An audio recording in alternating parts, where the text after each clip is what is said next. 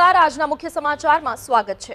કરજણ તાલુકામાં સતત વરસી રહેલા ભારે વરસાદના કારણે માતૃજ ગામમાં ભૂખીકાસે કહેર વર્તાવ્યો છે। ઉપરવાસમાં ભારે વરસાદને પગલે ભૂખીકાસમાં પૂર જેવી સ્થિતિ સર્જાતા ગામના અનેક વિસ્તારોમાં પાણી ઘૂસી ગયા છે। લગભગ 10 જેટલા ઘરોમાં પાણી ભરાતા લોકોની મુશ્કેલીઓમાં વધારો થયો છે, જ્યારે ખેતરો પણ પાણીમાં ગરકાવ થઈ જતા ખેડૂતોમાં ચિંતા ફેલાઈ છે। ઉપરવાસમાં ભારે વરસાદને કારણે કરજણ તાલુકાના માત્રોજ ગામ પાસેથી પસાર થતી ભૂખીકાસમાં પાણીનો પ્રવાહ વધ્યો હતો, જેના કારણે ગામની નવીન નગરી તરફ જવાના માર્ગ પર ઘૂંટણસમા પાણી ભરાઈ જતા સ્થાનિકોને અવરજવરમાં ભારે હાલાકીનો સામનો કરવો પડ્યો।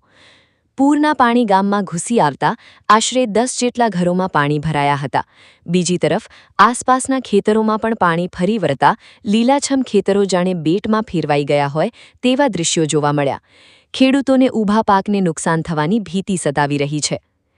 રાહતની વાત એ છે કે હાલમાં પાણીના જળસ્તરમાં ધીમે ધીમે ઘટાડો થઈ રહ્યો છે। વહીવટીતંત્રએ સમયસર અગમચેતીના પગલાં લેતા હાલ પરિસ્થિતિ નિયંત્રણ હેઠળ હોવાનું જાણવા મળી રહ્યું છે। માતૃજ ગામમાં હાલ સ્થિતિ સામાન્ય થવા તરફ આગળ વધી રહી છે, પરંતુ ખેડૂતો માટે મુશ્કેલીઓ હજુ યથાવત છે। હવે સૌની નજર એ તરફ છે કે વરસાદ બાદ નુકસાનનું મૂલ્યાંકન અને અસરગ્રસ્તોને જરૂરી સહાય ક્યારે મળશે। આજે હવામાન ખાતાની આગાહી મુજબ જે તમારા કરજણ તમારા માતૃજ ગામની અંદર જે પાણી ભરાયા છે, આજે 24 કલાક થયા તે છતાં જો પાણી ઓસર્યા નથી। આ પૂરની પરિસ્થિતિને લઈને આપ શું કહેશો? આગળ વરસાદ વધારે પડવાથી જે મતલબ કે 2 દિવસથી વરસાદ કાલ સાંજનો ઓછો પડે છે, તો આજ સાંજનું પાણી ઓછું થવા મળ્યું છે।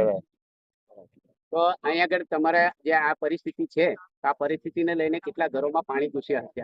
10 થી 12 ઘરમાં પાણી ઘૂસ્યો છે। એમને અમે આગળથી જાણ કરી દીધેલી। અમે રૂબરૂ હું ને તલાટી રૂબરૂ જાતે જઈને આવ્યા હતા, તોય છતાં એ મતલબ કે અમે અમારી રીતનું કહી દીધું કે તમે બહાર નીકળશો તો બધી વ્યવસ્થા અમે કરી દઈશું, ને અમે વ્યવસ્થા કરેલી જ છે।